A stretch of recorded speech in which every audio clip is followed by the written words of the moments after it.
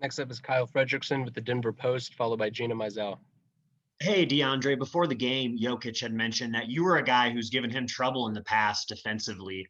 I'm curious, how would you characterize some of the matchups that you've had, and what is the important for you when you're defending him? Man, that's wow. He said that. Oh, that's lit. Um, I love playing against Jokic, man. That's the MVP of our league. Just he has so much, man. He has a lot to cover. The dude can do anything. So that's just the modern center right there. He's just a dude who you have to, watch out for drives. He can shoot. He can do everything. He can play make for his teammates.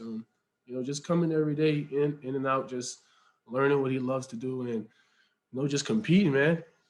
One day he could be that dude on film, and one day he won't be that dude on film when you're watching everything he does. So, you just got to keep competing and just staying locked in. Next up is Gina Mizell with Suns.com, and then Greg Moore. Hey, DA, kind of a broader question for you. A couple of days ago, Monty was talking about your playoff run so far, and one thing that he mentioned is he's now seeing you do stuff in the weight room that he didn't used to see you do, and he thinks that part of that is maybe from Chris's routine.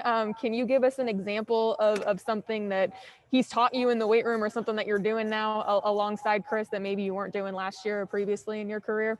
Like I said, I think the first weeks he got here, man, everything the dude does is contagious, the way how he can approach the game. So see who's been in the league for so many years in the weight room before you're going to have to pick it up in some way. So, yeah, I be in the weight room because of C, just seeing he always doing something. So it's always something he's doing in the weight room. So I started to pick it up, just working on my body itself, it's working in the process of doing all of that. So just, working on my game, sharpening my iron. So it's fun, having a leader like that, showing by example and just seeing the results, man.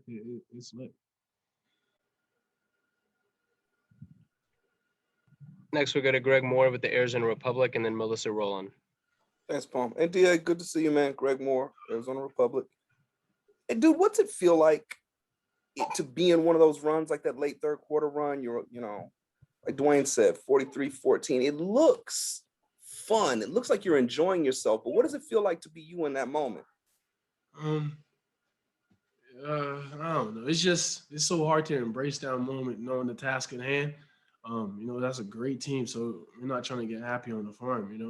It's one game, but through all of that, it's a team.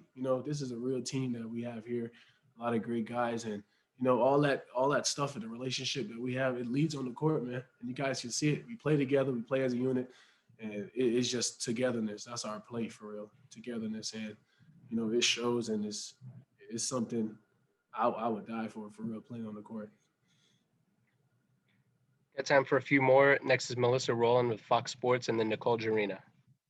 Hey, Deandre, throughout the season and especially the postseason, it seems like Monty has been a specialist at getting, a bunch of younger guys who didn't have playoff experience to be like playing at their absolute best. How has he been able to do that so effectively? What is it about him that's really like stuck out to you guys? Man, that guy, coach, he doesn't approach you as a NBA coach, head coach. He approaches you more like a, friend, some say father figure.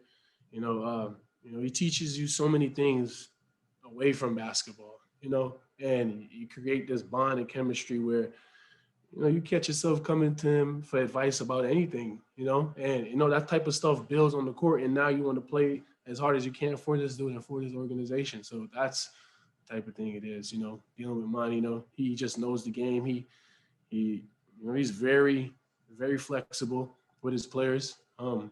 Sometimes we tell him like, yo, let's do this. And, he's willing to do it. So it's just that type of chemistry that we have, where you could just feed and learn anything from him.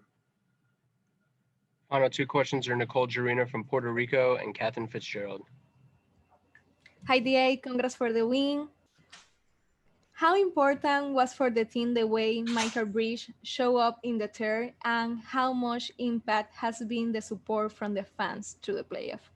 I'll start off with the fans. Like I say, the fans is the one, making us, they helping us play like this, man, coming out every night. And they showing the support they have. I swear, I'm seeing less and less seats. I don't even think I've seen seats today, available seats. So that was a great thing. It was this was the loudest game, to be honest, that I've ever played. Today was the loudest game, man. You know, Mikhail, man. Mikhail is something else. You know, he's AKA the Warden. You know, that dude sacrificed a lot. He plays hard, and that's just a great teammate to have, man. You know, he's a guy who listens, and he's guarding the best player damn near every night, the fastest player. So you just got to give all the credit to him, especially tonight, knocking down great open shots and making good plays. Final question is Catherine Fitzgerald with the Arizona Republic. Hey, DA, to follow up a bit on Mikhail, you mentioned some of the shots he was making. Lonnie also talked about some of his defense. What were moments on both sides of the ball for Mikhail that you really stuck out to you tonight? I'll say mainly, was reading what the defense give him, putting the ball on the ground, making the play. Mikhail is a jump shot shooter, but man, he made some plays today, kicking the ball, finding me, finding other guys. It was great to see, man. It shows you the type of team we have where guys can, do both. They're very versatile on this team, and it's just fun to play.